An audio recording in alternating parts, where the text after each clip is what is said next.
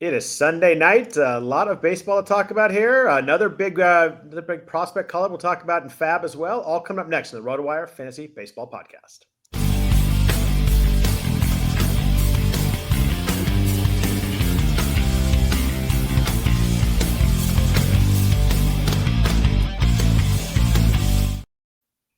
Happy Sunday night, everybody. Welcome to the RotoWire Fantasy Baseball Podcast. I am Scott Jenstad, joined as always on Sunday nights by Jeff Erickson. If you please rate or review the podcast, we would appreciate that a lot as well. Jeff, how are you? Doing good.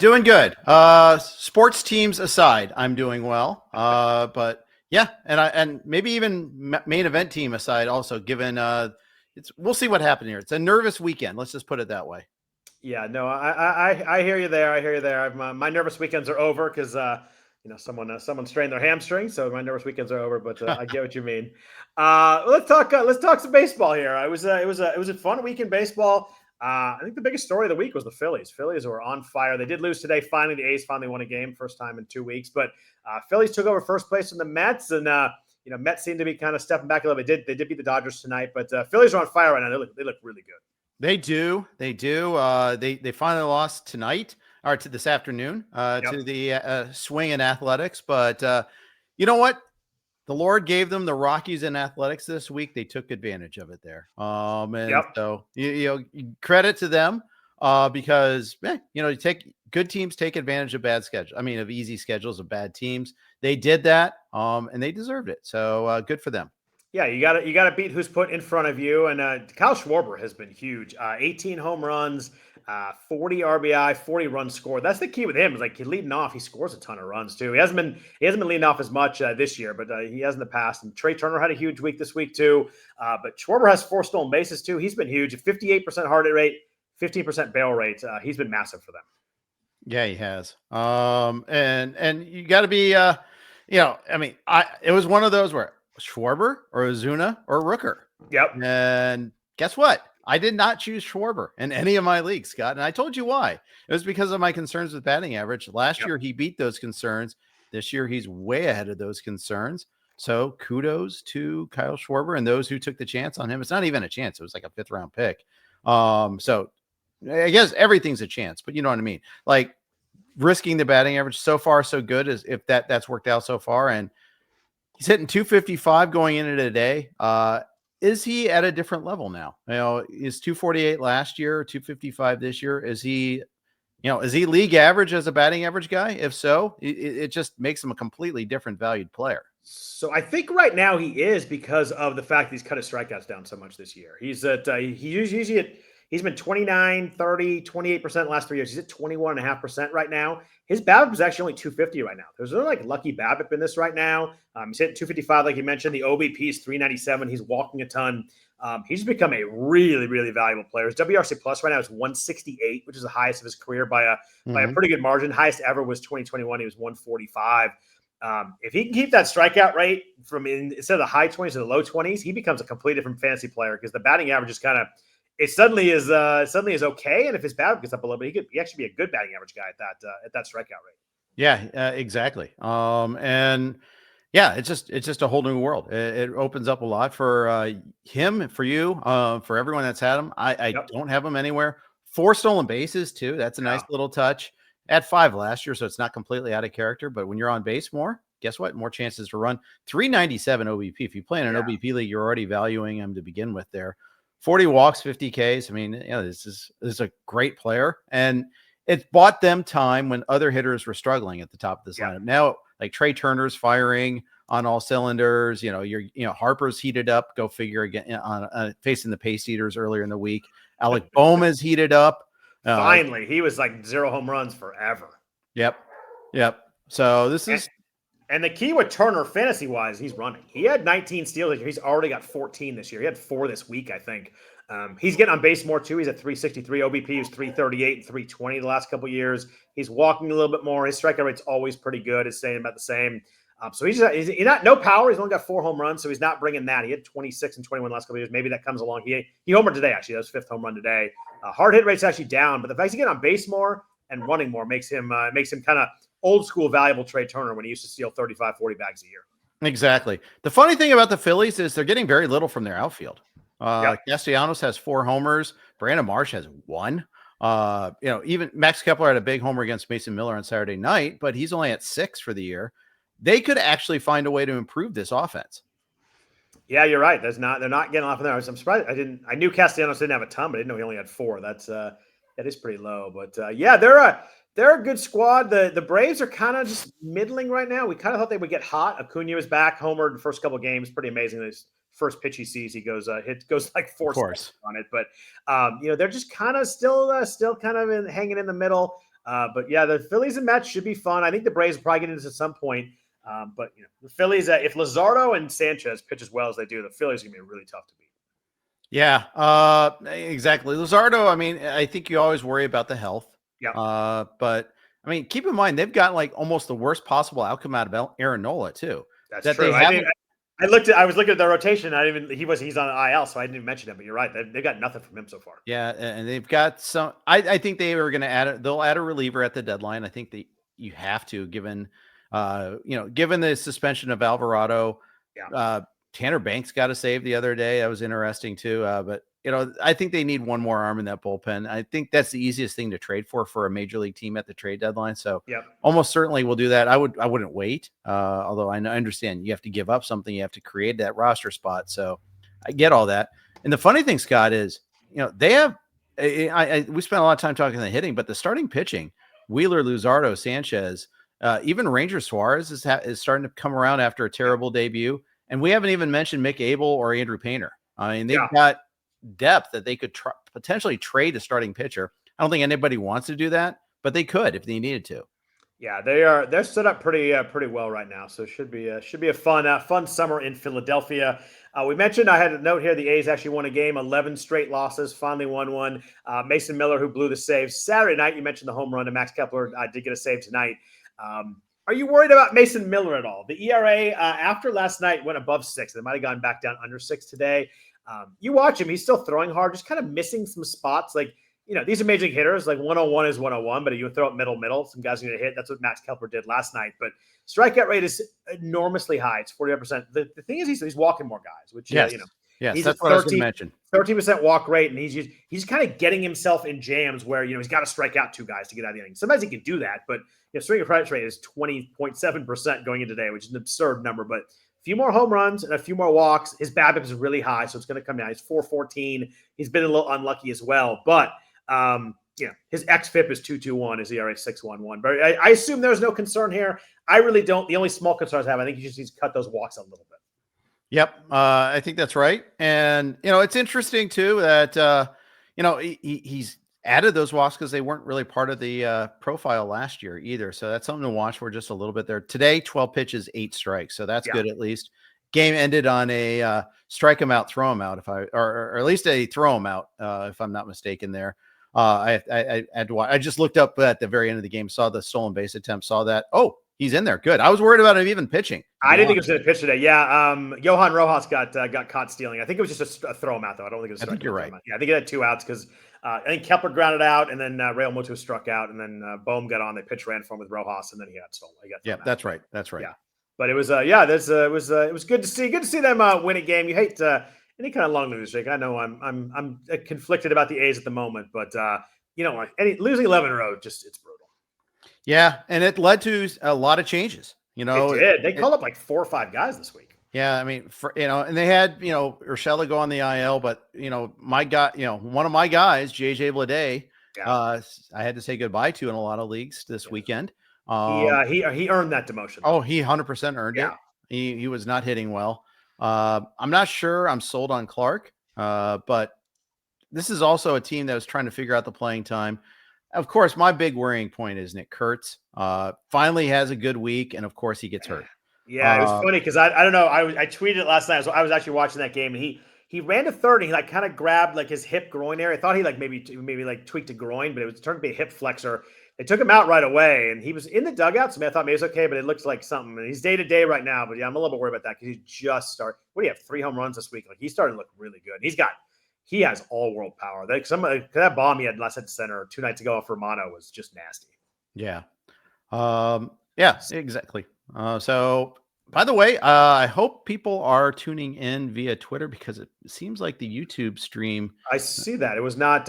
We hit go live a couple times on YouTube, and it's not pop up on there. Yeah, so apologize for that. But anyways, carrying on.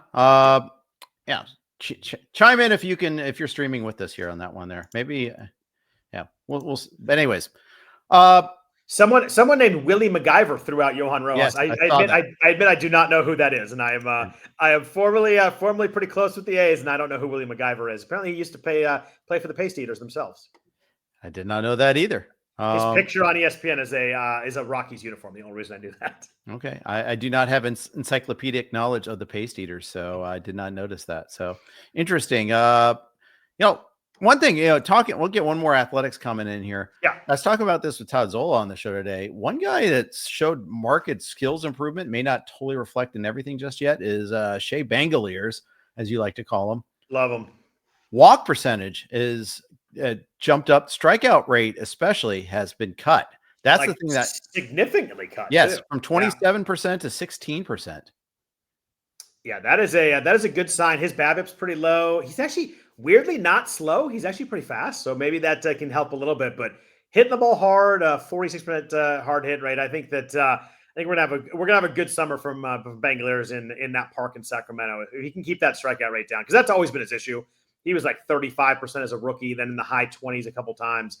If he's he's not gonna be 16%. If he can be a 20 to 22% guy like that raises his floor too. You talk about batting average floor with Schwarber. Kind of does the same thing with Bangaliers. Yeah, exactly. All right. How about the Rays? Your Rays. I'm not even your Rays. I'm just trying to find trying to be silly. Are they like your A's? Did they somehow figure this out again? Like we thought like maybe they weren't going to do this. They've won 5 in a row. They're up to 500 within 6 games of the Yankees in the wild card mix a little bit. Is this another time when maybe the Rays are starting to figure out what to do here? Because they always seem to do so. Yeah. Or they just got hot at the right time for a weekend. I don't know what to make out of this team. I still don't. I don't know what to make out of the ballpark. I don't know what to make out of the team yet. They're 500. This division is kind of a bowl full of meh. I mean, it's the Red Sox are 1 game under 500. The Orioles, I mean, they had a good weekend in Boston, but my God, on Friday it was ugly. And obviously it's been a lot uglier for all season long for them. Blue Jays are the team that got swept by the Rays. They're 9-15 away from what it used to be Skydome, Rogers Center now. Rogers Center, there you go. 9-15 on the road. That's pretty poor. I'm just kind of underwhelmed by the AL East right now, and I don't think it's just a case of them beating up on each other. The Yankees are in a different class. This is not a criticism of the Yanks. They're really legitimately good. Yeah. But the rest of the teams, I mean, you look at the Red Sox, and they have some serious depth issues right now. Losing Bregman is just a killer for them, I think. And their rotation is just okay. It's not great. Brian Bayo hasn't found it yet. Crochet is obviously good. Buehler is okay when he's not cursing out umpires. That was a crazy ejection, dude. He could have said his piece. The ump even gave him some space to say, okay, you said it. Now let's move on. And he would not let it go. Yeah, like the fourth F-bomb. Like I kind of at this point, like how do I hate the ump show normally, but I'm like, I kind of like, what are you going to do at this Exactly. point? Yeah. Exactly. The weird thing with the Rays, and I know they did this on purpose to kind of not make them have games in the summer, but they've played 34 home games and 18 road games so far. Yeah. So that is huge. They're going to have some long road trips in the summer. Yeah, that could be ugly. Or they're 10-8 on the road though. It's kind of funny, but true. It still probably is going to be ugly. Yeah, that's a tough setup right there. But let's jump into week. I think we're in week 10. We're flying along here. We're almost at the end of May. It's just where this year is flying. It's crazy right now. Almost every team this week has 6 games. Only the Rays, aforementioned, and the Blue Jays have 7 games this week. So it's one of those weeks where there's no kind of obvious schedule edges, but there's a couple teams with some nice setups. Both the Cubs and the Mets have really good setups. The Cubs play 3 against the Rockies, 3 against your Reds. I'm giving your Reds after this weekend's games. No thanks. And then the Mets have. That was a tough one today, by the way, too. That game was crazy. Lead and lost. When Reese McGuire homers twice, like what are we doing? Like what is going on here? Yeah, it's not pretty, and he's only up because of the injury to Amaya. Yeah, so That's rough. I'm. And there's been other reasons, other pockets of lack of pessimism for the Reds, like losing 2 out of 3 to the Pirates earlier in the week, for instance, would be another area there too as well. I mean, the bats were warm this weekend. Is the funny thing. Both Friday and today, the Reds had big lead or jumped out to leads on the Cubs. Jumped their starting pitchers, and then just melted away.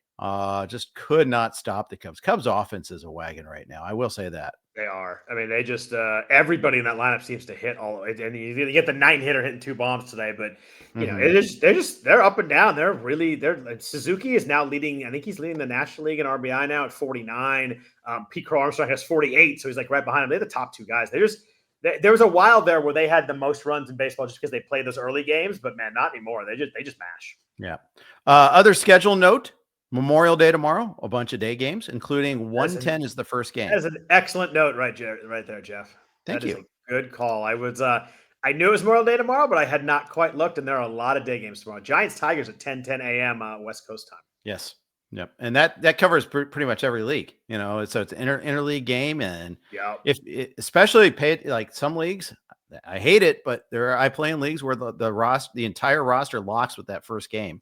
Don't play it. Don't try to change that league. Change that rule. But 7 games start before 1:10 Pacific. So there's a lot of games. It's a fun day though. I like when there's a lot of games going on. We got crochet going in the morning. We got your boy Hayden Birdsong going in the morning. We got Jagrom in the morning. We got a lot of fun pitching matchups early on. It's gonna be a fun morning of games. Yeah, indeed. Set your lineups early. Set your DFS early too if you want to play the day slate there, which you should. How is Nick Martinez 2-5 with a 3.4 ERA, Jeff? What's going on there?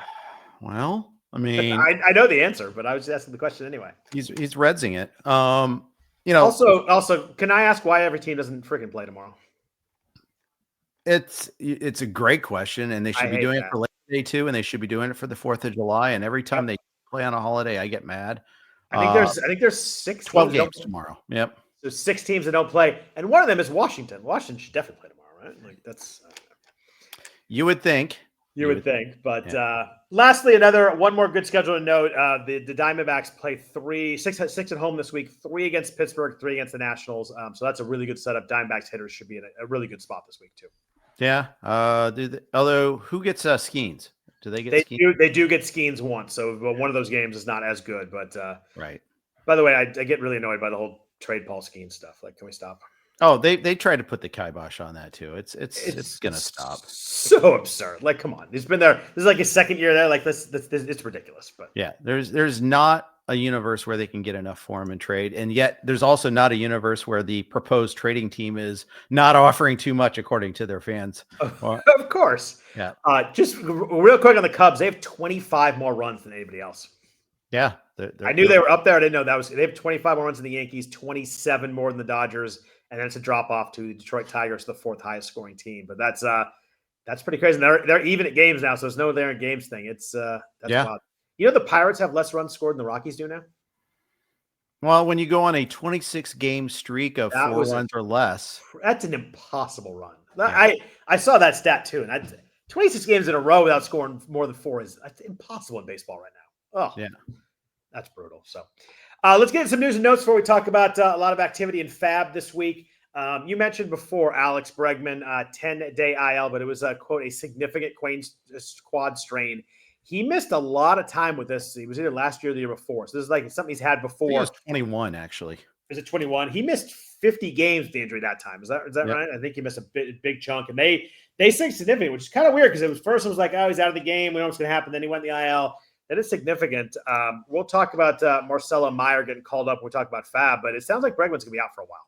Yeah. So, because like 155 games, 161 games, 145 games, but the year he got hurt, he only played 91. So that particular injury is what he's vulnerable to. And the thing is, he was so good in the Red Sox, with the Red Sox, 938 OPS. That's a big taken away from a lineup that's already hurting a little bit, trying to figure out who's playing at first base. Yeah, it is tough, and he was like you said, he was having a really good year. So it's a big hole to fill fantasy players too. Like that's a tough, like third base is just kind of locked in for you. Not easy to find a replacement for that spot. Yep. Big news for the Padres. Michael King, their right-handed stud pitcher, went the 15-day IL with right shoulder inflammation. They've kind of downplayed this one too. He slept wrong on his arm, is what they said, which is always weird when that happens. But he went on the IL today. Maybe they're being it's a little precaution here, but man, you just don't like any kind of shoulder inflammation with the shoulder he throws with. Do you totally buy this reasoning? I do not totally buy this reasoning. I don't either. Yeah, I hope it is because I want everybody to be healthy and out there. But yeah, I'm a little worried that they think it's a little more than that. I'm hoping it's not, but not great. No. Joc Pederson, 10-day IL with a broken hand. If anybody's still playing Joc Pederson, he's going to take him out of there. You mentioned Miguel Amaya before, 10-day IL with a left oblique strain. Obviously, the catcher, that's going to be longer than that. They called up Reese McGuire, so he's the backup now for your boy Carson Kelly. Jeff, who continues to get some hits. Yeah, Kelly was a scratch today because he was sick. So he homered yesterday, right? Yes, he did. So team 3 catcher, we still are carrying 3 catchers, but I think it's always Kelly over Alvarez now, and Herrera's always in too. So I think Herrera is just in for no matter who team you're on. But you're right. I think until Alvarez starts to hit, you have no reason to just put him in there based on name. Yeah, that's the conclusion, and that's the thing is it really was a name thing. That is where we are going with that. And he was hitting for average for a while when he first came back. He had a homer in the first game. Not much power since then, but at least he was hitting for average. Now he's not doing that. He's in the throes of a pretty bad slump. Last 7 days, 118. Last 14 days, 148. So, yep. I assume you're a hold for him for now, though. Yeah, it's a total hold. But again, team bad roster management also then, because that just means you're counting on one person playing. One person sitting all the time. Yeah, it is tough, although you can give yourself good roster management picking up Carson Kelly in the first place. Yep, exactly. A few other notes. Corey Seager expected to be activated during the Rangers homestand this week, so some good news there. If you have Corey Seager in team, I don't know if he's going to play the first half of the week, but sometime during the homestand, sounds like he's going to be back in the lineup. Kyle Finnegan with the Nationals dealing with shoulder fatigue. He did not close the game today. This one worried me too. I think anytime you get any kind of shoulder stuff with a pitcher, I'm worried that Finnegan might spend some time in the IL too. I wonder if he slept funny. That's gonna be the go-to from now on, right? Yeah, I think so. Speaking of sleeping funny, Brandon Nimmo missed the weekend with some neck stiffness, so maybe that was a pillow issue as well. Sounds like he's gonna be okay. A little day-to-day there, but you mentioned Nick Kurtz day-to-day with the hip flexor. I'm a little worried than day-to-day on this one. Hip flexor does not sound good for a guy who's a power hitter. No, and just the shape of it is he not only did he have the 4 homers this week, he had 5 walks in the last 3 games also. So he's seeing the ball better. He was really looking. I watched a bunch of his bats. He was really looking comfortable to play. He looked really patient, but like attacking the pitches there. He looked like a really good hitter this week. This is who we paid for. This is like, okay, this is why, he's getting it. He's doing the prospect progression thing. Yep. And when this is the sort of thing that could either change his mechanics, just change the momentum a little bit there. So very nervous about that and want to make sure we're covered for him in terms of playing time. Always nice too, by the way, see Christian Walker hitting a walk-off homer on our bench because we, all that. But anyways, I'll put Walker in and he'll go. He's warming up till you put him in. He'll be good. Yeah, I'm sure that's exactly what's going to happen and he won't go 0 for 16 with 11 strikeouts or anything like that. You sound a little frustrated by your offense right now. I'm a lot frustrated by my offense. I want to complain about the players and all that, but then that kind of ignores the fact that we're all looking for whoever drafted this team. Who could it be? Yeah, there is that, but we won't go into that. But Byron Buxton, still in the concussion protocol. He is traveling on the road trip with the Twins, so it's a good sign that maybe they think he's close. They're 3 at Tampa Bay, 3 at Seattle this week, so maybe you get him a little bit later. But obviously, we talked about him last week. Just sucked. He was really coming along. He was really having a great year, so hopefully he can get back soon. Carlos Correa did come back from his on Friday, so he's back in the lineup now. Really kind of in a couple of catcher notes. Willson Contreras missed the weekend with back spasms. The note today we had was he may return Monday, so that's one you got to check. The Cardinals play at Baltimore on Monday, so definitely check your lineup there. And Adley Rutschman also missed. He left early after a foul tip to his face mask. That just kind of seemed like it's precautionary. It seemed like he checked out. Obviously, after the Buxton and Correa stuff, they seem fine, and they went to concussion protocol. I want to check this out, but it seems like they think Rutschman's okay. Yeah, but in case he isn't, do you know who the backup catcher is right now on the Orioles active roster? Chris Hoyles. No, Maverick Hanley. Oh, that's a great name, isn't it? Yeah. But There is a substantive point to this here. In Tout Wars, Mike Podhorzer picked up Samuel Basayo, who's a really good prospect, number 7 prospect in the RotoWire Top 400. Recent, and you can check out that new James Anderson's new prospect list. Just go when you subscribe to RotoWire, use YouTube 15 to get 15% off on any RotoWire product. And you can check that out for yourself. But Mike Podhorzer and AL Tout Wars picked him up just in case this thing was real. Because keep in mind, Gary Sanchez is already on the IL. Yeah. So I don't think they really want to go with the Maverick Hanley administration. So they'd probably call it Basayo if there's anything significant here. Jeff, Probably not, but I don't know. Maverick Hanley in 84 games in AAA last year hit 202. Yes, he did. So I was like, maybe this guy's good. Now he has a lot of years in the minors in the 230s, which is does not play well usually when you get called up. He's 2 for 20 so far with no homers and no steals. So yeah, that's a good call. There might be a sneaky move if Adley had to miss some time. I imagine they would not go with Hanley just for that time. Last note: Roki Sasaki for the Dodgers scheduled to start a throwing program in the next week.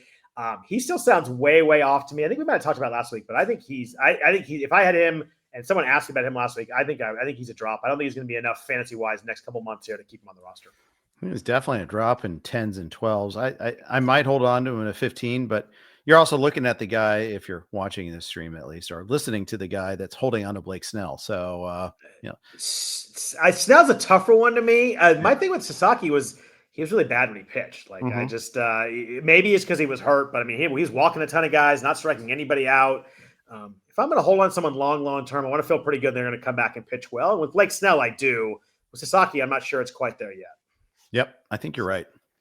Let's jump into some FAAB talk. There was another busy week of FAAB. My leagues were really active in FAAB this week. Top of the list, we'll go with hitters first, just because top of the list was Marcelo Mayer. We mentioned got called up when Bregman got hurt. One of the top prospects in baseball. We talked a lot about the season about him and Christian Campbell and Roman Anthony. The big 3 Red Sox prospects when they get called up. Mayer has a little bit of runway here. We mentioned that Bregman missed 50 games with injury last time. We don't know an exact timeline on Bregman yet, but he seems like he has a chance to play third base for a while here. And if he proves himself, they'll find a way to play him somewhere else. I mean, they're gonna if he's as good as we think he's going to be, they're going to find a way to play him. How aggressive were you on your bidding? I know you're a bit low on money, but it's a tough situation because it's not locked in how long he's going to be there, but he does have this nice runway now, a huge prospect. I was fairly aggressive with this bidding today. I was not super aggressive because I don't know if he's ready. I know he had an 807 OPS at AAA. Yep. He wasn't completely crushing it. And to be fair, he's been good, but never like, oh my gosh, he's just destroying this level. No, like full knocking down the door seasons. Yeah. Yeah. It just, and it's a little harsh of a grade, especially when he's 22 years old. Yeah. But, for instance, Anthony has been dominant at AAA. Yeah. Meyer is not that. He just happens to play a position that they needed more right now. Yeah. I do like the fact that he's cut the strikeouts this year. He was kind of a mid-20 strikeout guy in the minors, and I like that he's done that. Hitting the ball really hard. He's a 48% hard hit guy in AAA. So I do think a lot of stuff I like was there. He's walking a little bit more than he did last year. I mean, I just think it's one of those things that there's a big upside. We think we know that. There's certainly a downside to it with any kind of rookie at 22 getting called up, but I just think he's one of those guys that is huge prospect pedigree, has made a few steps up this year. I like putting a bit on him. I just think that if he hits, he'll find a way to stick too. Yeah, I'm a little nervous too about him playing third base. He's only played 4 games in the minors at third base. Yeah. He's a shortstop, and that skill should port over eventually. But hard to do that thrown into Fenway Park playing. It's a tough spot. Yeah, and especially all the drama that's occurred at the position all year long. Has something happened there this year? Yeah. And he played 10 games at second also. Maybe he plays some second base too. That's within the range of outcomes also. They could move Christian Campbell around. They're in a weird spot right now because Campbell slumped a little bit here and there. Trevor Story. I'd say more than here and there. Christian Campbell's been pretty rough the last few weeks. Yeah. But the problem is everybody else is kind of slumpy too. Yeah, Story's awful. Trevor Story's it's no longer a never-ending story. It's ended. Yeah. 9 walks, 64 Ks coming into today. That is just hideous. And he's had 9 extra base hits all year and over 200 plus plate appearances. They're using a combination of Sogard and Toro at first. David Hamilton is another guy they could use, but hey, he's hitting 209 with an on base at 243. They're not pretty options here. So Mayer could get a runway just because the other options aren't great, but where is he? Is he going to be only at third? Are they going to move him around? I've got a bad vibe about this. And I'm all about the vibes. The bidding on him was as like kind of all over the places I've seen all year. He was added in 52 main events. It was 9% rostered. It was actually one of my 2 main events he was rostered, so it was kind of disappointing there. But he went for a high of 315 and a low of 28. And there was the bidding was all the way up and down. There's probably, I don't know, 40% of these bids are in double digits, but then there's 60% are triple digits. There's about 8 bids over 200. It was all over the place. There's some people are like all in, and there was some big backup bids too. It was just all over the places I've seen bidding this year on one guy. Usually it kind of consolidates the middle. You maybe get a couple outliers at the top or the bottom, but this is kind of the entire way. As you look at these bids, it's kind of from 300 down to 28 with bids everywhere in between. Yeah. We were second place in our league, as it turns out, as a keep them honest level of $49. Did he go for 54 in your league? Am I looking at that right? No, he did not. He went for 183 to Jenny Butler. Oh, there was a 54-49 down at the bottom. So I thought that was yours, but okay. No. So you were the backup, but not close. Correct. I was similar. I was at 147 and I was the backup bid, and he went for 261 in my league. Okay. There was someone that dropped Carlos Correa in our league, and we actually bid the same amount on Correa and got him. And we got him bid him for 50 actually. And I'm not even sure I'm happy about that. You got Correa for 50? Yeah. Wow, I would have bid a lot more. I'm glad I wasn't there, because I definitely would have bid more. Well, he's not playing very well. First of all, he doesn't run. We know that. He does not run. I still think he's going to be solid. I think the floor is going to end up being really nice on him. I think he'll hit he hit 310 last year. I think he'll hit for average 15 to 18 home runs. He's not going to run, but I still think I would an everyday shortstop like that. I think I would have bid more. Yeah, we did, and I like that ad. He's better than Otto Lopez. Let's put it that way. I kind of like Otto Lopez too, but yes, I'd rather have Correa. We had to cut Lopez just to make it work, but yeah. I think you're going to like that ad. I think that's going to end up working out. Yeah, I hope you're right. But I think and he's back. So, the Twins lineup's about to get better too. I think they're going to get Buxton back. They're going to get Matt Wallner back, who we'll talk about in bidding here in a second. Yep. They're about to, because it was funny. I was looking at a couple of guys and I think guys going to get squeezed out from playing time. You're right. The lineup is going to get longer here pretty quick. Yeah. We also added Wallner, by the way. So I like that ad. I like that even more than the Correa one. I really like that one. Especially if you need power. You know what? Let's talk Matt Wallner right now, since we're talking Twins. Wallner is about 70% rostered in the main event. He's on his rehab assignment now. He's already hit a couple homers. He's like 5 for 9 already. I think he's back pretty early this week. I think he's proven that he's healthy, and I think he probably comes back and leads off against righties. I think so too. And I insisted that we target him first over the rookies, over Hassel, over Clark. Yeah. I had him atop my outfitter list too, where he was available. Yeah. So for what it's worth, and I think we probably spent, these weren't efficient bids is the weird thing. Like, it was a weird week. And we already, we're the Kurtz winners. So we didn't have a ton of money to begin with, but we won Palencia, who we'll talk about later, 75 to 43. We won Wallner 53 to 17, and Correa 50 to 37 was the most efficient of the three. So we had 3 of the top 5 bids in my league. You're 53. He was added in, like, I'm looking just trying to add ballpark. He was about 15 added about 15 leagues. Your 53 was like 6th lowest. So you did pretty well there.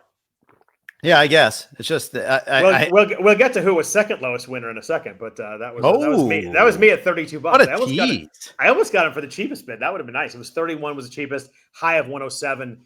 I just think that Wallner was going to strike out too much. I think we know that, but the power is legit. 53% hard hit rate last year, 17.5% barrel rate, 18.8% barrel rate the year before that. Like, the power is there. He's had 27 home runs over the last 2 years. Both those were half seasons. So, like, if you put that together, and maybe he's a 25 to 30 home run guy, hitting in a good lineup. He's going to strike out too much, but I just think power is not easy to find right now. If you need a home run hitter, I thought Wallner was the guy this week. Yeah, I think he is. So especially because the rookies you mentioned may be good, but aren't home run hitters either. Right. Yeah. I like that. I like that ad. So you guys had a lot of Twins this week then. Yeah, well, I guess go Twins. Go Twins, indeed. But win Twins, nice. Wait till the weather heats up and pick up Twins. That's the plan. There you go. Right? I like it. You mentioned a couple of rookies that got called up. Robert Hassel III up in Washington with the injuries to Jacob Young and Dylan Cruz. Denzel Clark up for the A's with the I guess I call it the poor performance of JJ Bleday and all the losses. They decided to kind of flip the roster a little bit. Hassel's kind of a batting tool guy, maybe some batting average, not a lot of power, but someone that I think should be fairly solid. And his runway playing time is really clear right now with both. It's not just one injury, it's two, and neither one it just seems to be overly. Young's injury sounds pretty bad, and Cruz has an oblique, which we know always lingers. But Hassel's got a little bit of speed, not a lot of power, but maybe some batting average. Denzel Clark is up for defense. He's a really good center fielder. Is kind of the gist here. But a little bit of speed, a little bit of power, but I don't think there's going to be a lot of power from Clark. And I think batting average might be a concern with Clark. Yeah, I think so too. And just 0 home runs in the PCL this year is kind of weird stat there, considering he wasn't a total 0 before. This is not Chandler Simpson we're talking about. No, he was like 1336 in 2024. Had some pop, yeah. Not Chandler Simpson's speed, by the way. Either. No. But that would be 136 stolen bases at 36. But yeah, Clark's strikeout rate's only 80% so far this year. How do you feel about that? Yeah, that's all right. He was at 83% coming into today, and it went down because he only struck out 3 times in 4 at-bats. Oy. Okay. Granted, 10 plate appearances, kind of who cares, but it matters. It does matter. Looks at Tad overmatched through the first weekend. He did face Zach Wheeler and Jesus Luzardo. Like, it was some tough pitching matchups, but he did not look like he was going to start hitting bombs anytime. Ask Zach Veen if that matters. Yeah, it's true. You know who also had a very similar start to his career? Someone that you and I both hold dear to our hearts. Teoscar Hernandez. That's right. Beautiful. I love it. Oscar. Once you said hold dear to your heart, I knew we were good. Yeah. I knew you knew it, but yeah, check out his cup of coffee with the Astros was hideous. Just hideous. By the way, it's kind of sneaky underrated how important he is to that Dodgers lineup. Yeah, absolutely. They're so good. When you put him in there, it's just like, it's not just the 3 Hall of Famers and Will Smith. It stretches. It really does. And him driving those guys in, he makes a huge difference in that lineup. Yeah. How about the Dodgers cutting the wheat from the shaft here a little bit this week, cutting a couple of veterans that they've been hanging on for way too long. It's incredible Chris Taylor lasted this long, by the way. He was Dave Roberts' binky. He just couldn't get rid of it. Finally, they took it from him. He's been so bad for so long. Yeah. Like, it's been so long since he was a good player. It's just they finally did it. Probably like 2021 was the last time he was decent. His strikeout rate's been insane for like 4 years.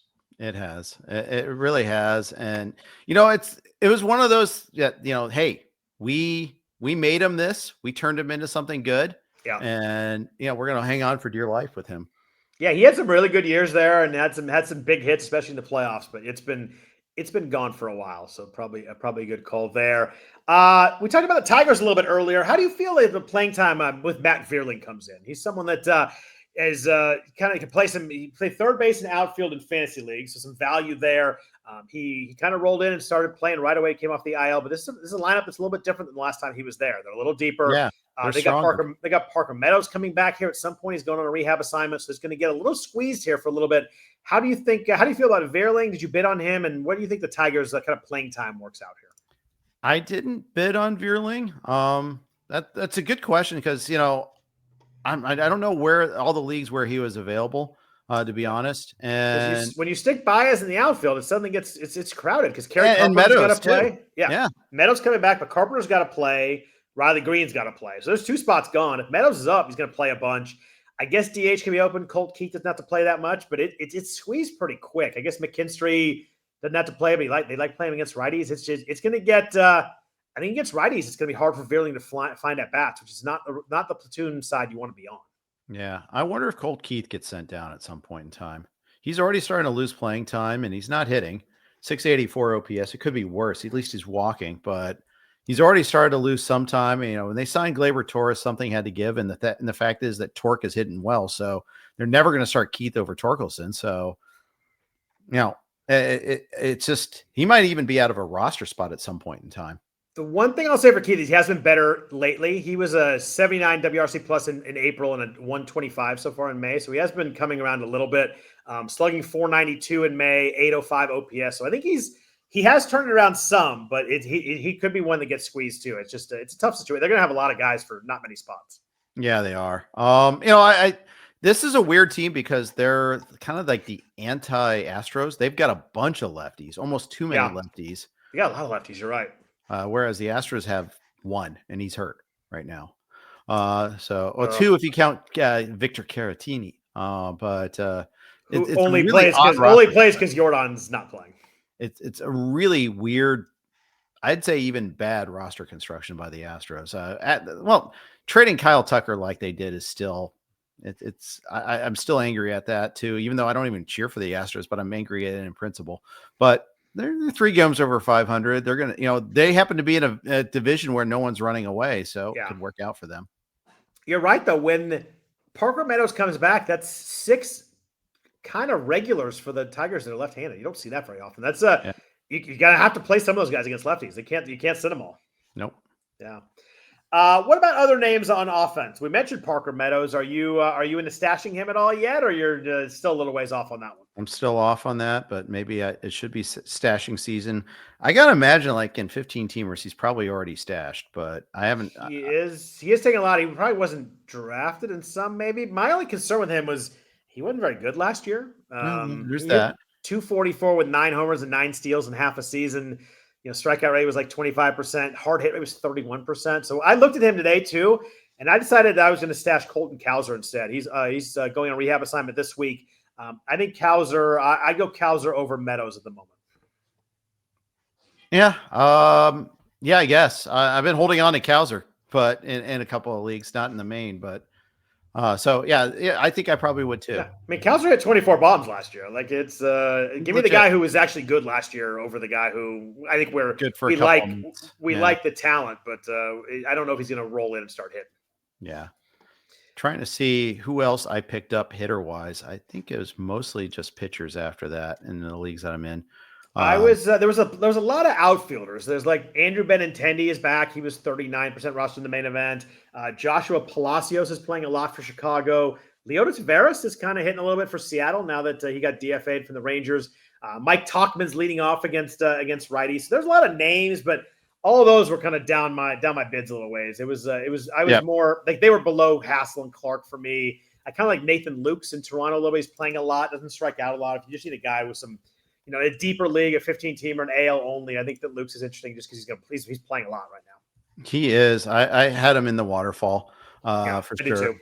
Yeah. It's interesting. You had Noelvi Marte as in our list. I actually cut him in the main, and it was a hurtful cut. I know he's getting an MRI this week, but they seem to push. And we talked about last week. He's pushing up the MRI because he's healing so well. But I mean, he's still a ways off from there. I just thought he has 70% roster in the main event. With that good news, I was interested to see if people were going to pick him back up. And the thing is, I wanted to hold on to him, and we had a chance to add a third closer. We are only cutting Marte if we got Palencia. Yeah. Well, we got Palencia. I was a little surprised. We bid too much on him. Again, not very efficient bidding, but getting a guy. Okay. There's that too. Cause I think he's clearly the Cubs guy right now.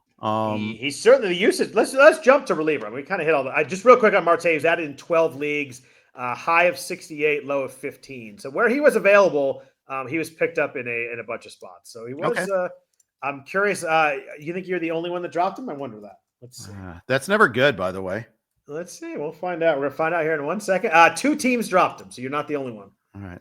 Someone called Cott Looking dropped him to pick up Max Scherzer, who's on the 60-day IL. That's interesting. Right. Fair enough. But then again, I cut. So I'm in that category too. So I can't even criticize others. But I don't know. I needed the spot, period. And it's not even a reflection on Marte. Sometimes you just need the spot. I've cut some guys already this year that I regret. It's just sometimes you need the spot. But let's talk Palencia. He got clearly like the last, 2 saves for the Cubs, but used kind of as a closer in the last couple of starts. Obviously, Ryan Presley had that huge blow-up outing where he had 8 runs. He's been good in the last 4 or 5 outings, but they've been using Palencia as the guy right now. What was your thoughts on him when you added him? Just the guy right now? Guy right now, don't watch him because he does walk too many guys. He does walk too many guys. I mean, they I mean, they used Presley like in the 6th inning in his most recent outings. Yeah. So maybe, they'll recapture that value. But I mean, there's so many warning signs with Presley. Without looking, I hope you're not looking at his page right now. What is Ryan Presley's strikeout percentage this year? I am not looking. I'm going to go, since you asked me, it's going to be really high or really low. I'm going to go 17%. Okay, so last year is 23.8%. Okay. This year it's 12%. Oh my gosh. So yeah, I went low and it was lower than that. Yeah. Walk rate's 10.8%. Sure, he's got a high BABIP. He had one last year too. You know who often has high BABIPs? Pitchers that aren't missing bats.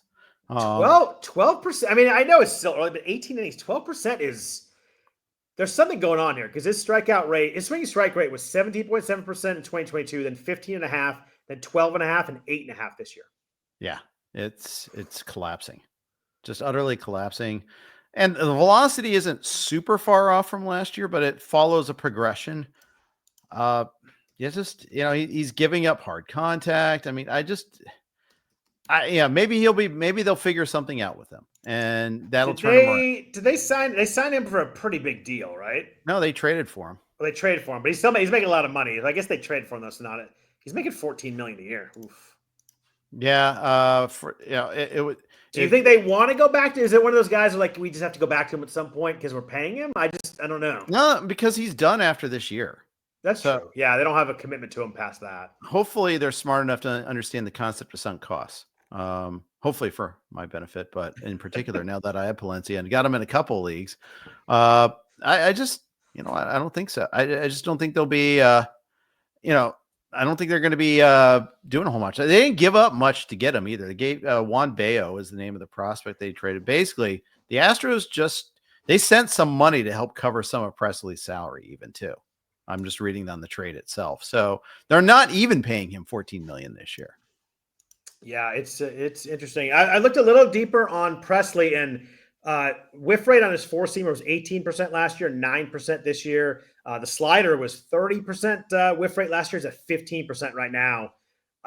He's just not the pitches are just not as effective as they were last year. There's something going on. I mean, he might just be 36, and that's the reason. Yep. I mean, then the guy they traded is not in James Anderson's prospect rankings, top 400.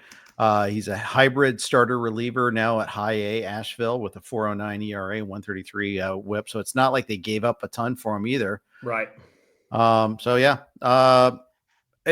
don't think they're really that invested. I agree. It's a good point. I think that, my thought is always they're going back to the veteran closer making money, but you make a good point there. Yeah. Anything else you liked reliever wise? It seemed like it's hard to find closers this year. The guys that are getting hurt, it's not like a set guy going in. The guys are struggling. It's not a set guy going in. There's not been that rush for FAAB on closers. Usually there's always I feel like the FAAB's been more on young guys and call-ups. You always get a little bit. You always get those closers. We have not had much this year. If you needed saves, it's hard to find them on the waiver wire this year. It's been one of those years where you didn't draft them. You're not finding them right now. Yeah, you're right. There's been very few good ads, and I mean, even like this, Palencia, he's a flawed guy. Yeah, he's definitely a flawed guy. And how do you feel about the Ranger situation right now? I put in bids for Robert Garcia. He got the save today. He did, and they Luke Jackson pitched the 6th also today. I was going to say your point on Presley reminded me that Luke Jackson pitched early. Yeah, and blew the last save he was in on, and wasn't someone that we loved anyway. Garcia has been good so far numbers wise. The strikeouts are down from last year. The swing strike rate's down. It's a good point in the chat from Paul Sporer. Emilio Pagan has been the guy. He has 13 saves, I think, already this year. That's it's kind of a crazy run. We kind of laughed when he got the job. We're like, this is not going to last, but he's been really good too. 0.88 whip, strikeout rate's 30.1% so far. Walk rate's down to 6.5%. That's a 25% K minus walk pretty much with 15% swing strike rate. Like he's been legit really good at, what is he, 34 for the Reds right now. Yep, and he was available almost universally too. Yes, yeah, he was. He's been the best. I'd probably look at the list, but he's been easily the best closer ad, right? Yeah, second best is probably Dennis Santana with the 5 saves. If you've had him active for all 5 saves, I guess Luke Jackson, if you did it early on, at least you got those chunk of saves, right? Yep, but that's pretty much over with now, right? It is. How many did he have? He had 8.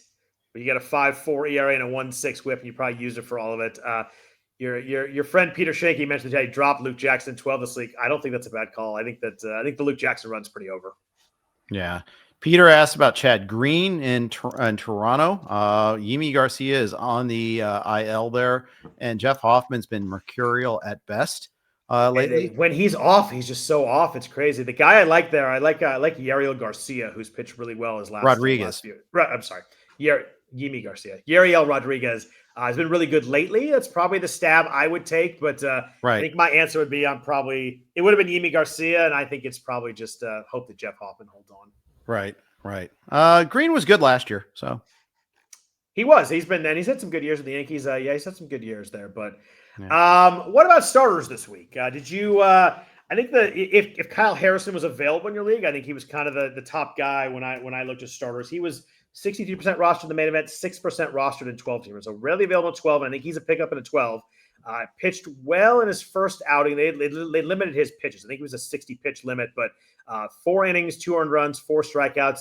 I watched a bit of the start. He looked good. I liked him coming this year. It obviously hasn't worked out because he lost a job in the pen. But you're talking about someone that's been a huge prospect, a big strikeout guy in the minors, has not been a strikeout guy in the majors as of yet. At least wasn't last year.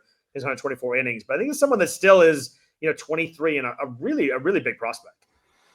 Yeah, and I think he's going to be a little limited in length because they were using him in relief so far earlier in the week, for that matter. Yep. I don't know how long Verlander's absence is. That's the tricky part.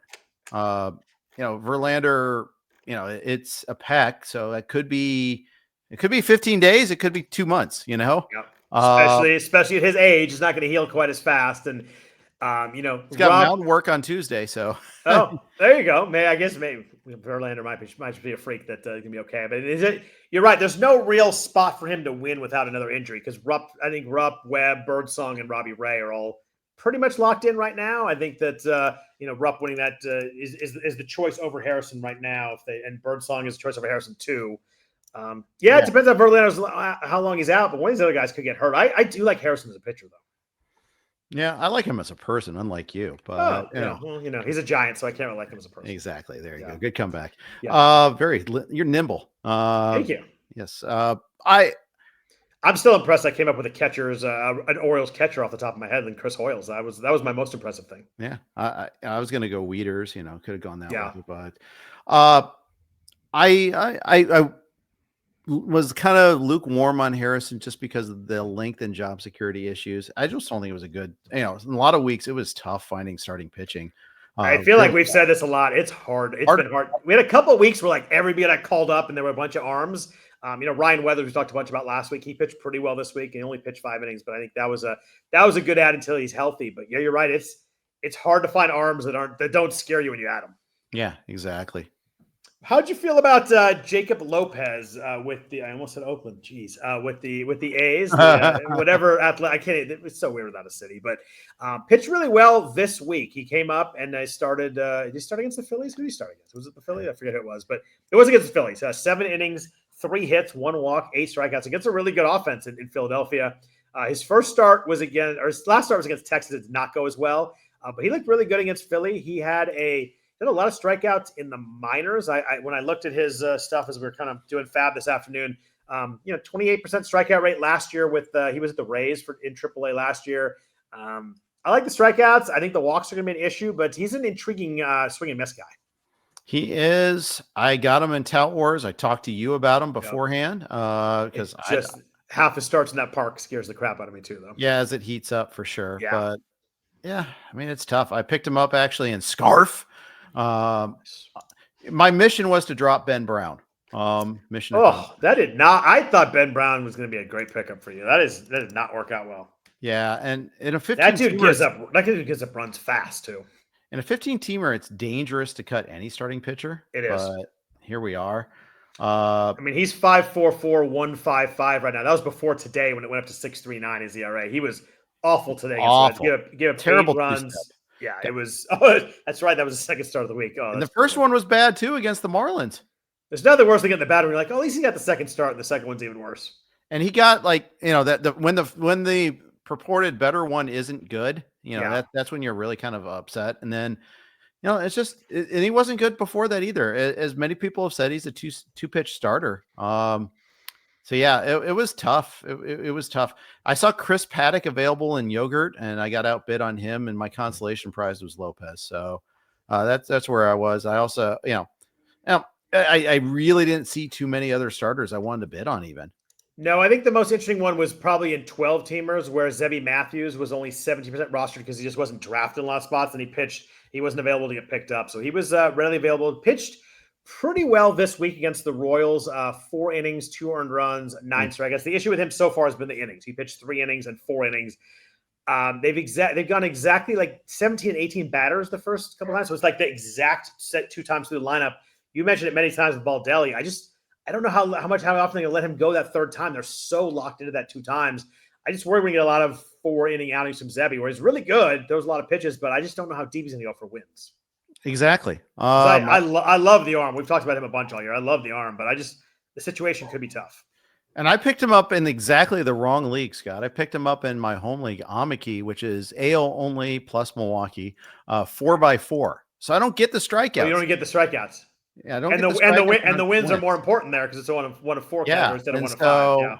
Who's the smart guy there that got him? This guy. But that's right. I'm gonna hold on to him because he's good. But yeah, I really need to kind of reassess this next time in draft season. Like, do I downgrade select Twins pitchers just because of this factor? I mean, who knows? Rocco might not be there next year. We'll see. We'll see what happens with the Twins. They're playing well right now, and they have a really good bullpen. People on Twitter who are very smart humans have beaten it home in my head that they have a good bullpen. It's working for the Twins. I get that. Just I can still be frustrated. It's okay. He was the 3rd most popular guy in the RotoWire Online Championship, the 12-team contest there. He was added in 165 leagues there. Went anywhere from 177 down to $1. There were only 3 bids over $100. It was mostly kind of a 40 to 50 range. It's a pretty big in the bid in the 12-teamer. I think that's I definitely bid on him. I just think that the wins might be frustrating. Yeah, I think they are. They already are. They already are. They will continue to be frustrating. The guy that I thought was kind of interesting this week, and it's only a maybe 2-start week, is Ryan Nelson in Arizona. Mm-hmm. He faces Pittsburgh in the first half of the week, maybe against Washington. Eduardo Rodriguez might be back the second half of the week, so he might not make that start. But I've always liked Ryan Nelson a little bit. It hasn't really worked so far, but he pitched well this week. 5 innings at the Dodgers too. Good, tough place to pitch. 1 earned run, only 2 strikeouts, but only 1 walk, only 3 hits. I think that if he gets that second start, he's a really good streamer this week. If he doesn't, not as good, obviously. But at least the first start's against Pittsburgh, so at least if he only gets 1, at least it's a good matchup. Exactly. Good pitcher last year. Got frustrated that he got blocked this offseason. I think he faded down the stretch, though, to be fair to Arizona. So I get it. But yeah, I was interested in Nelson a little bit in leagues where he's available. The swing and miss is the problem. He's like an 8% swing strike rate guy. So you're always living right on the edge a little bit with him. Mm-hmm. Doesn't have the ability to punch out a lot of guys. But I do like the setup this week with the matchups. Did you guy we've talked about many times this season? Randy Vasquez has 2 starts this week. Miami and Pittsburgh. Is the on paper matchups enough for you to delve back in on Mr. Strikeout Nobody and Walk the World? I did not walk the world and melt with you. I will. I like that one. Thank you.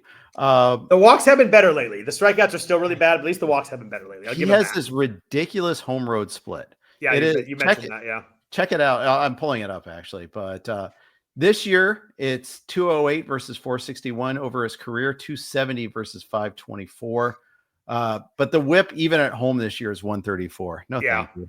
His strikeout rate at home is 12%. It's not like he's punching a bunch of dudes out on the road. And the Marlins are sneaky. They can hurt you. Yeah, you're gonna throw him, and all of a sudden Kyle Stowers gonna have 2 home runs with 6 Jesus RBI. Sanchez can run into 1. Yeah.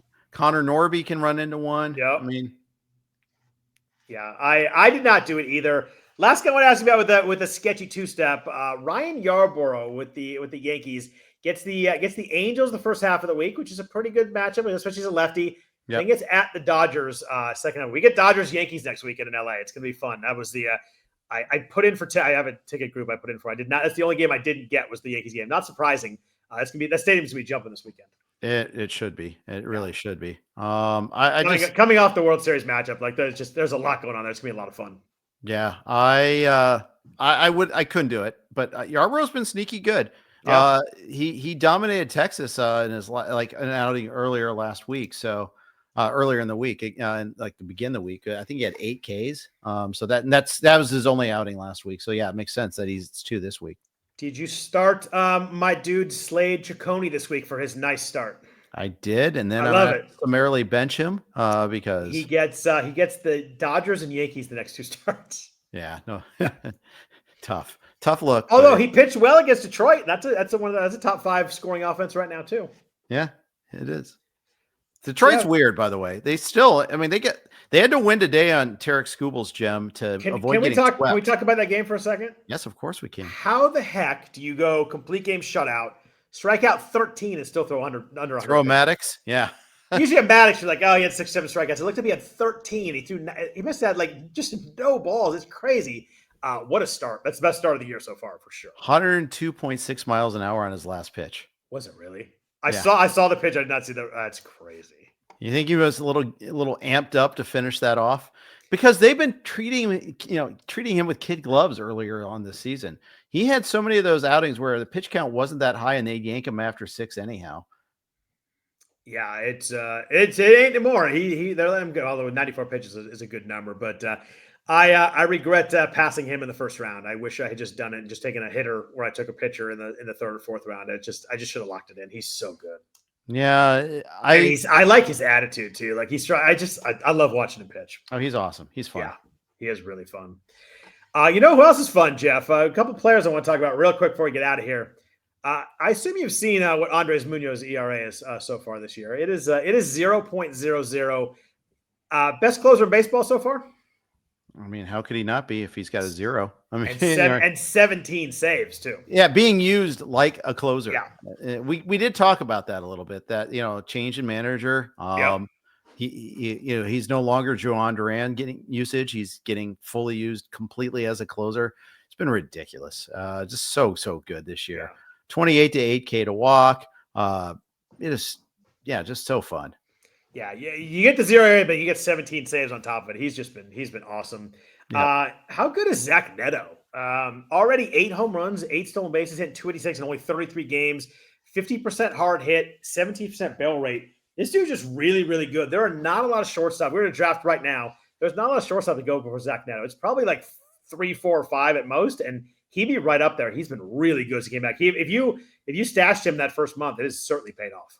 Well, we were in a draft last weekend, and I'm trying to look up to see where he went now. All of a sudden, I was stuck on the golf course, so I missed. Yeah, poor guy, poor you. It was rough. If you saw my swing, you probably think it was poor me. But you were probably having fun anyhow. But I did have fun. But Scott Pianowski put together the Yahoo Friends and Family draft, and Neto went to Andy Behrens at round 7, pick 2 in a 12-teamer. So Corey Seager still went before him as one shortstop that went before. I'm trying to just look at kind of quick scan for other shortstops that went ahead of him. Neto still strikes out too much. He does. That's a whole Angels thing. 28 runs in 33 games though. Yeah, he's good. He's a category filler. Probably should have gone sooner.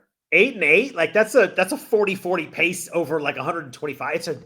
He's been really good, and Taylor Ward's been great. Like the Angels, for all their debacleness, they won 8 straight games earlier this week. I mean, they played some bad teams, but they didn't sweep the Dodgers, then swept the A's. But Taylor Ward, 9 home runs, 27 RBIs just in May. Started a little bit slow. He's been on fire lately. He's weird though. It's bomb or bust for Taylor Ward still. Yep. But to your point though about shortstops, Seager went like about 5 picks before him. So who would you go first right now? I am the world's biggest Corey Seager fan. I would take Zach Neto right now. I would probably too, but I'm right there with you. But there's a big gap between like Trey Turner at the end of round 3 and then Seager towards the end of round 6. So no other shortstops taken in rounds 4 and 5. So that kind of tells you what's happening. It's been a little bit of a stratified pool. Going shortstops immediately after Neto include Dansby Swanson, who's having a very good year. Neto for me still though. What's that? I'd still go Neto. Oh, I would too. Yeah. I would too. Matt McLean's having a weird year. He started hitting 9th this week. He's hitting like 180 still. but but still, he's hit 16 for 16 on the base pass. So is he really? Wow. Something like that. It's a very bonkers, bizarro year, but he's just, there was probably a lot of BABIP luck in 2023 that I probably wasn't giving enough credit for. No, I'm sorry. He's 10 for 10 on the base pass this year. McLean is, but still I think really good considering how much time he something. missed. Yeah. Yeah. Yeah. But he's not hitting. He's just not hitting. And 597 OPS. Another, the Reds, they should be happy, fun hitting team, and they're not. Bobby Witt's awesome. Bobby Witt only has 5 home runs so far this year. The power it will be there, but the power has not been there so far. He has 19 stolen bases, which is crazy. He hit 301. He's awesome, but I was surprised when I saw the 5 home runs. I was looking at shortstop. Yeah. Yeah. You know who leads the majors in RBI and batting average in May? The guy who everybody thought was cooked after the first week of the season. Oh, is it Devers? Yep, Devers leads baseball and he gives it 402 before tonight, and I forgot how many RBIs, but a ton of RBI. He leads the majors in both those categories. I think that maybe not hitting for a week is not that big a deal, especially when you miss all of spring training as well. I think that's the real takeaway too, is that it really is important to get that spring training in, and you can lead to some slow starts. It's also, I think, a takeaway when you see a player's bat speed is down, that it could go up pretty quickly. Yeah, he clearly just wouldn't. He was just knocking the rust off, and he was doing it in season where everybody else did it in good year in the middle of March. So it's a little different. I guess the Red Sox aren't in good year; they're in Florida, but point remains. But anybody else you want to talk about? Anything else on your mind? Anything else you want to talk about while we're still here? No, I think I'm good. Getting a little bit of a sore throat, so it's a good time to quit. Oh, that's a good time to quit. All right. Well, hopefully you get rid of that. Feel better soon. I want to thank everybody for listening. I know we're off on the YouTube. We'll fix that. But thanks everybody for listening and watching. Obviously, listening to us in the audio version. Thanks for that as well. Other than that, we're back at you next night talking a lot more baseball. Hope everybody's a really good week and a good fantasy week. And take care.